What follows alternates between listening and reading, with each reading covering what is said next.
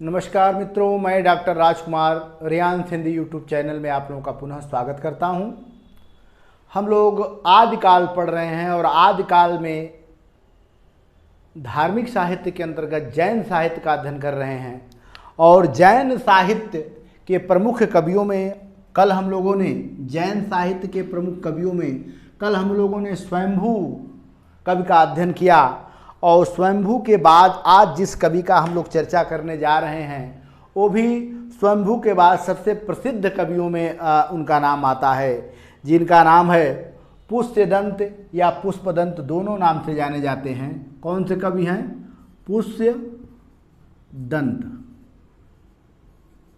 मित्रों याद रखिएगा, ये जैन परंपरा के बड़े महत्वपूर्ण कवि हैं। कौन? पुष्यदंत। सबसे पहले मित्रों हम लोगों को जानना चाहिए कि पुष्यदंत की विशेषता क्या है। तो सबसे पहले इनका हम लोग जान ले कि ये 10वीं सदी के कवि हैं। किस सदी के कवि हैं? 10वीं सदी। इनका जो समय है क्या है? समय है मित्रों, याद रखिएगा क्या है समय? तो समय है 10वीं सदी के ये पुष्पदंत थे। ठीक है, पहली बात है कि 10वीं सदी के पुष्पदंत थे। और इनकी जो प्रमुख रचनाएं हैं, उन रचनाओं की अगर हम लोग चर्चा करें तो उन रचनाओं में जो इनकी सबसे पहली रचना है वह है महापुराण। कौन सी रचना है? महापुराण। याद रखिएगा मित्रों, इनकी रचना है महापुराण। अच्छा, दूसरी रचना है इनका, पहली रचना ये है, दूसरी रचना है आदि पुराण। आदि पुराण, ठीक है। उसके बाद तीसरी रचना है उत्तर पुराण।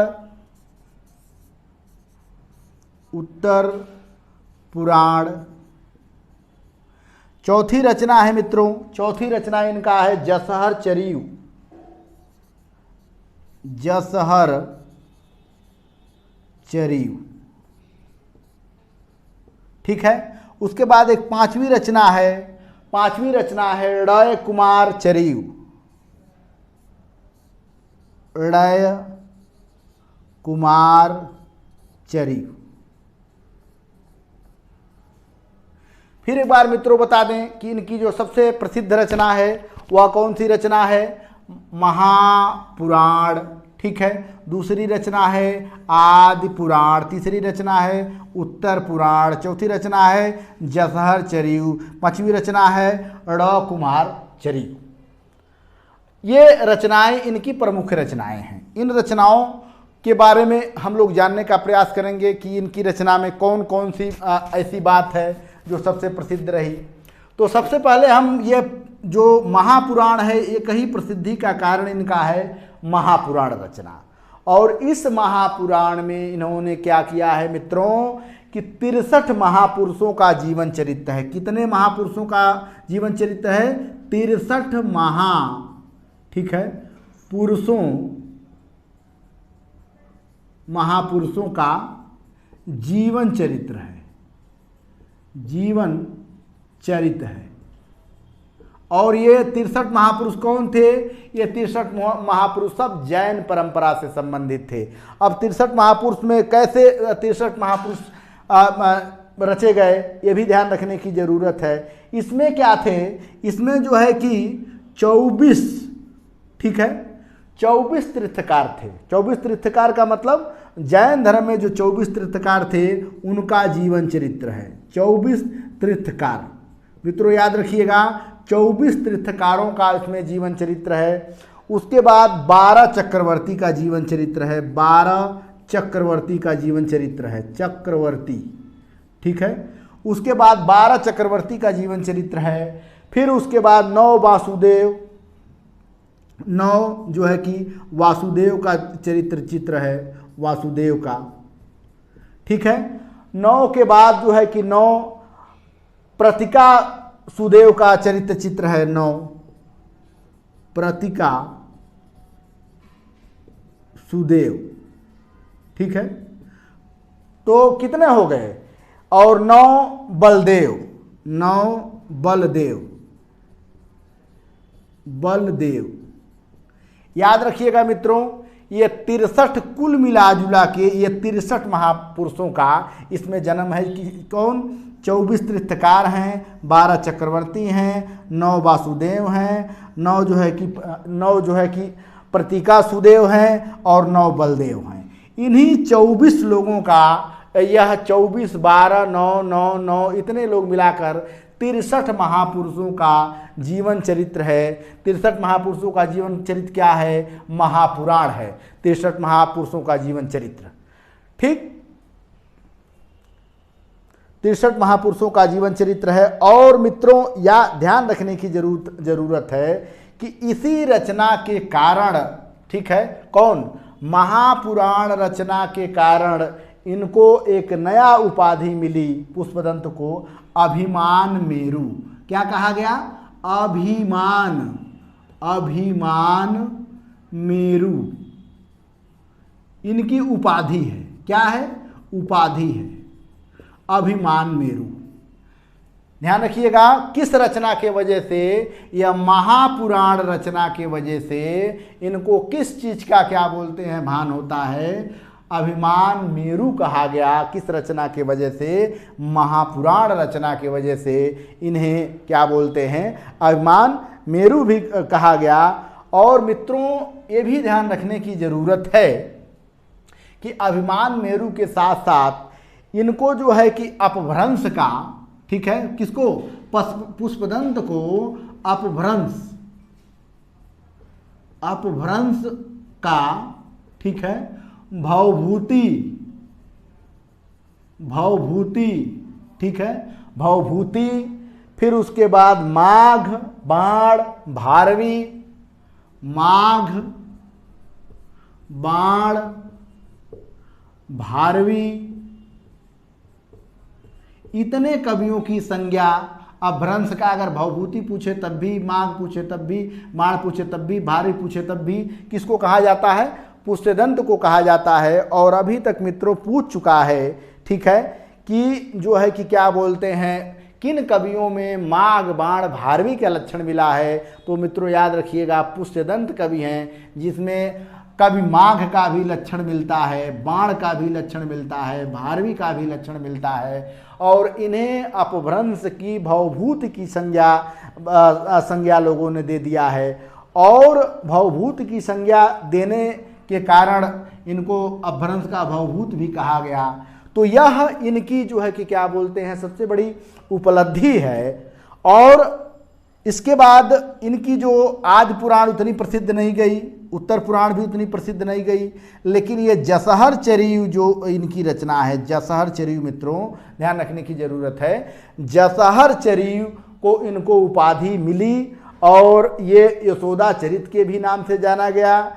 यह जो रॉ कुमार है ये भी इनकी उपलब्धि है। कई बार पूछा जा चुका है कि रॉ कुमार किसकी रचना है, लेकिन पुष्पदंत को असली, जैसे उसमें मूल जो पुष्पदंत के बारे में जानना हो तो महापुराण रचना को याद रखना चाहिए और इनका 10वीं सदी याद रखना चाहिए। और ये भी याद रखना चाहिए कि अपभ्रंश का भवभूत किसको कहा जाता है? तो पुष्पदंत को कहा जाता है। अगर आप पुष्पदंत के बारे में इतनी कुछ जानते हैं तो मान के चलिए आपसे कोई भी प्रश्न छूटेगा नहीं।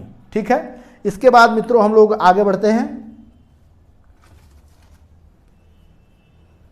इसके बाद वाले कवियों में हम लोग लेते हैं। इसके बाद में कौन कौन कवि काफी प्रसिद्ध हुए थे?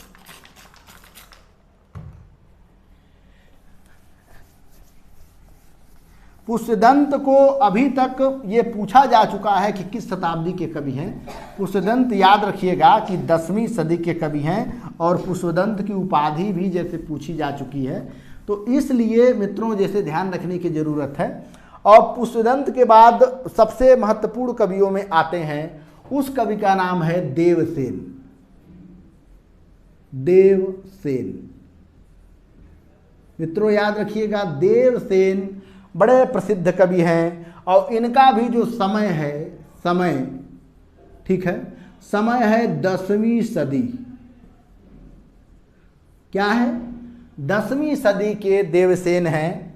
ठीक है, 10वीं सदी के देवसेन है मित्रों, ध्यान रखने की जरूरत है। और इनकी प्रमुख रचनाओं की अगर चर्चा करें, इनकी प्रमुख रचनाएं। तो सबसे पहले इनकी प्रमुख रचनाएं हैं श्रावकाचार। श्रावकाचार इनकी सबसे प्रसिद्ध रचना है श्रावकाचार। उसके बाद की रचना की अगर हम लोग चर्चा करें तो लघुनय चक्र दर्शन शास्त्र। लघुनय चक्र, ठीक है, और दर्शन सार। पहली रचना श्रावकाचार हो गई, दूसरी रचना लघुनय चक्र हो गया, तीसरी रचना दर्शन सार। उसके बाद एक और चौथी रचना इनकी जो है, चौथी रचना जो बड़ा प्रसिद्ध उस समय हुई वह है दब्ब साव पयाय। ये पूछा भी जा चुका है मित्रों, दब्य, ठीक है, दब्ब थोड़ा सा कठिन है, दब्ब, ठीक है, सवाव सहाव, ठीक है, एक ही में है, और पयाव। याद रखिएगा, दब्ब सहाव पयाव, बड़ी प्रसिद्ध रचना है इनकी। उसके बाद आराधना सार इनकी रचना है। कौन सी रचना है? आराधना, ठीक है, आराधना सार। उसके बाद एक और रचना है तत्व सार। तत्व सार। और अंतिम रचना है मित्रों, याद रखिएगा, अंतिम रचना है भाव संग्रह। भाव संग्रह। इतनी रचनाएं हैं, लेकिन देवसेन की प्रसिद्धि ये रचनाएं नहीं हैं, क्योंकि हम बता दें कि जो ये लघुनय चक्र, कौन? लघुनय चक्र और दर्शन सार, ये जो दो रचनाएं हैं, सही मायने में यह जैन धर्म का चिंतन है। क्या है?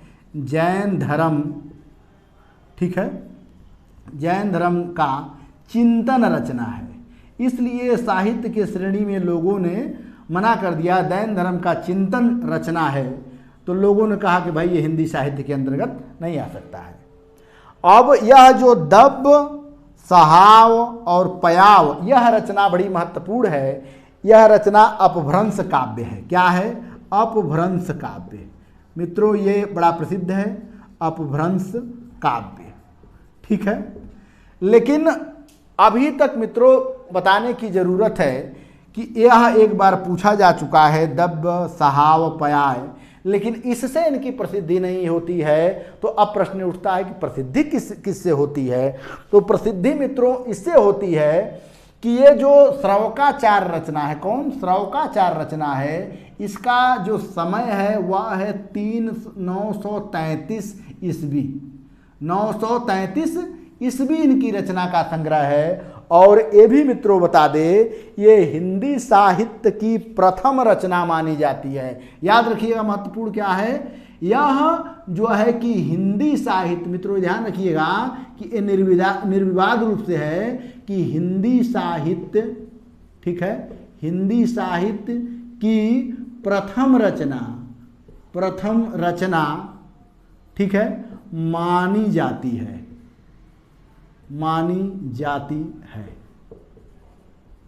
ठीक है। ये श्रावकाचार 933 में कब आया था? 933 में।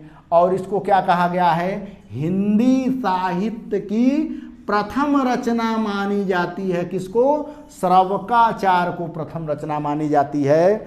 और इसीलिए इसको ज़्यादा महत्व मिला है। और एक और इसमें महत्वपूर्ण बात है। क्या? इसमें महत्वपूर्ण बात है कि श्रावकाचार में 250 दोहे हैं। कितने दोहे हैं मित्रों? 250 दोहे हैं। ये दोनों महत्वपूर्ण है। 933, 250 दोहे हैं। और कवि कौन है? देवसेन है। रचना क्या है? श्रावकाचार। क्यों प्रसिद्ध है? तो हिंदी साहित्य की प्रथम रचना मानी जाती है, इसलिए यह प्रसिद्ध है। यह हमें ध्यान रखने की विशेष रूप से जरूरत है।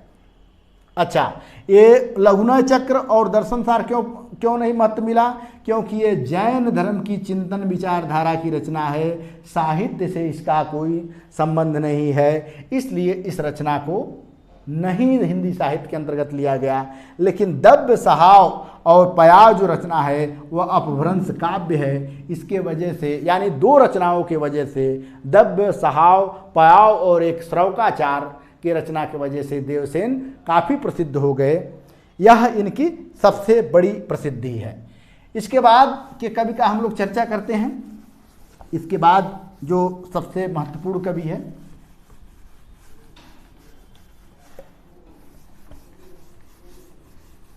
देखिए बड़ी कठिन से मत लेके चलिए, बस आराम से पढ़ते रहिए और अपना ज्ञान वर्धन करते रहिए। इसके बाद जिस कवि की हम लोग चर्चा करने जा रहे हैं वो भी बड़ा प्रसिद्ध कवि है। उसका क्या नाम है? पदम कृति। कौन है? पदम कीर्ति। ये जैन कवि हैं, बड़े प्रसिद्ध कवि हैं। इनका समय है मित्रों 10वीं सदी। 10वीं सदी में इनका भी जन्म होता है। तो कौन? पदम कृति की जन्म जो कब होता है? 10वीं सदी में होता है। इनकी मात्र एक रचना की वजह से प्रसिद्ध हो गए, और उस रचना का क्या नाम है मित्रों? उस रचना का नाम है, इनकी जो रचना है वह है पासचरित। पासचरित याद रखिएगा, पौ से नाम भी है और पौ से इनकी रचना है। पदम कृति की कौन सी रचना है? पासचरित। और पासचरित में क्या होता है, इसका क्या महत्वपूर्ण है? जो जैन कवि, ठीक है, या जैन तीर्थकार कह सकते हो, जैन तीर्थकार। कौन जैन तीर्थकार? 23वें जैन तीर्थकार। 23वें, याद रखिएगा मित्रों, 23वें जैन तीर्थकार, ठीक है, जिनका नाम था, क्या नाम था? पार्श्वनाथ, ठीक है। 23वें जैन तीर्थकार पार्श्वनाथ का जीवन वृत्ति है। क्या है? जीवन वृत्ति, ठीक है। यह जीवन वृत्ति किसका है? पार्श्वनाथ का। क्या है? 23वें जैन तीर्थकार हैं। इनका चरित्र क्या है? तो रचना नाम है, यह जीवन चरित रचना है। पासचरित लेखक कौन है? पदम कृति, ठीक है। इतनी बातें में कोई दिक्कत। उसके बाद इस पदम कृति के बाद एक और बड़े महत्वपूर्ण कवि हैं जिनके बारे में हम लोग चर्चा करेंगे। वह कौन से कवि हैं? उनका नाम है धनपाल।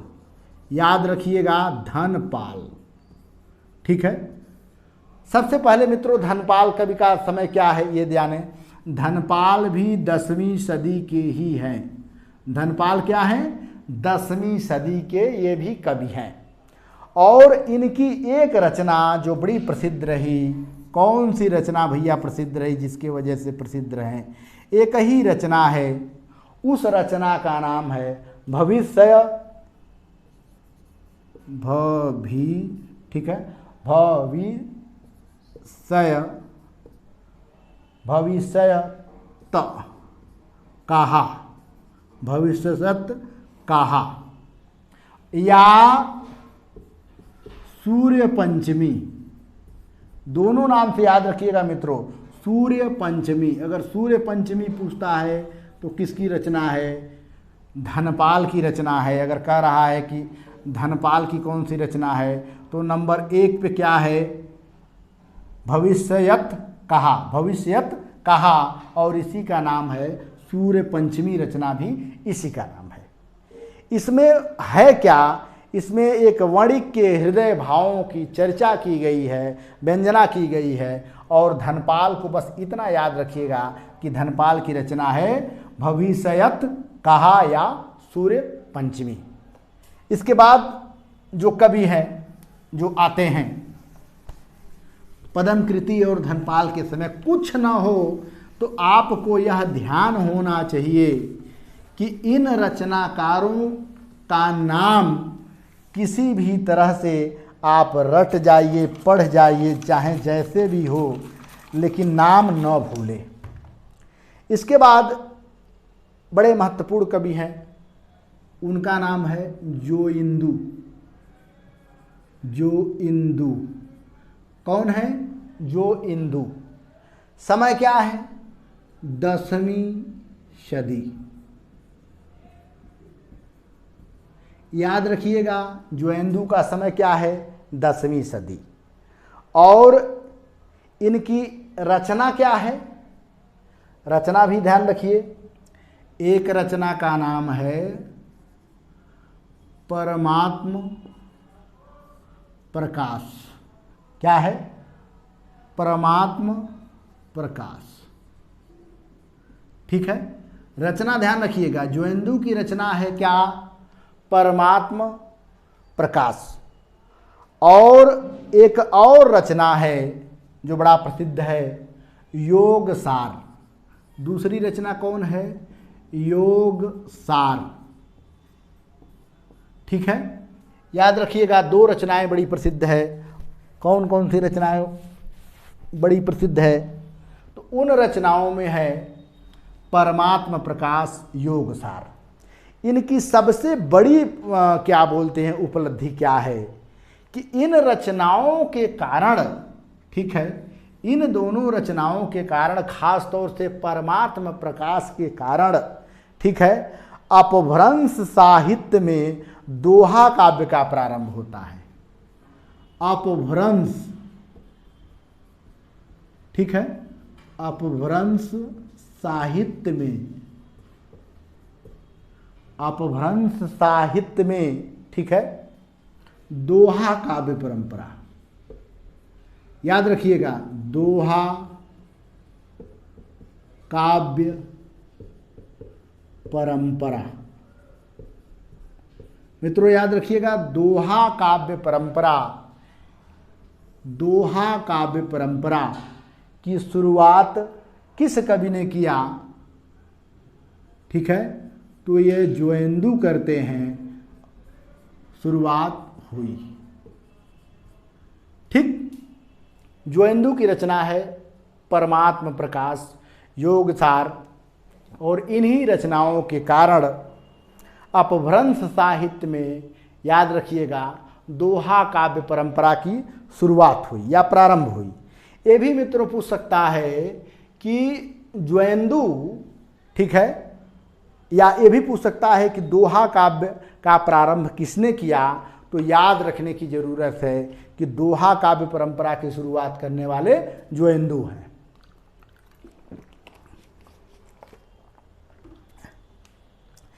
इसके बाद हम लोग आगे चर्चा करते हैं। इसके बाद जो बड़े प्रसिद्ध कवि हैं, ये भी मुनि राम सिंह। मुनि राम सिंह, याद रखिएगा, नाम क्या है? मुनि राम सिंह। ये भी जैन कवि थे और इनका समय है 11वीं सदी। 11वीं सदी। समय मित्रों क्या है? ध्यान रखिएगा, 10वीं सदी के नहीं है, ये है 11वीं सदी के। नाम क्या है? मुनि राम सिंह। ठीक है, और इनकी एक रचना है, याद रखिएगा, बहुत बार बार कई बार पूछा जा चुका है। उस रचना का क्या नाम है? पाहुड़ दोहा। पाहुड़, ठीक है, दोहा। कौन सी रचना है? पाहुड़ दोहा। किसकी रचना है? राम सिंह की रचना है। क्या रचना है? पाहुड़ दोहा। तो पाहुड़ दोहा, इसका शाब्दिक अर्थ क्या होता है? पाहुड़ दोहा का शाब्दिक अर्थ, शाब्दिक अर्थ होता है उपहार। ठीक है, अरे जैसे शादी विवाह में नहीं उपहार लोग देने जाते हैं कि हमको क्या बोलते हैं, पाहुड़ देना है, वही पाहुड़ शब्द है, कोई और शब्द नहीं है। तो पाहुड़ दोहा में क्या है? इस ग्रंथ में, जैसे पाहुड़ दोहा इस ग्रंथ में, ठीक है, इसमें त्याग का महत्व है, ज्ञान का महत्व है, आत्मानुभूति का महत्व है। और मित्रों ये भी ध्यान रखिएगा कि इसमें यह राम सिंह को, किसको?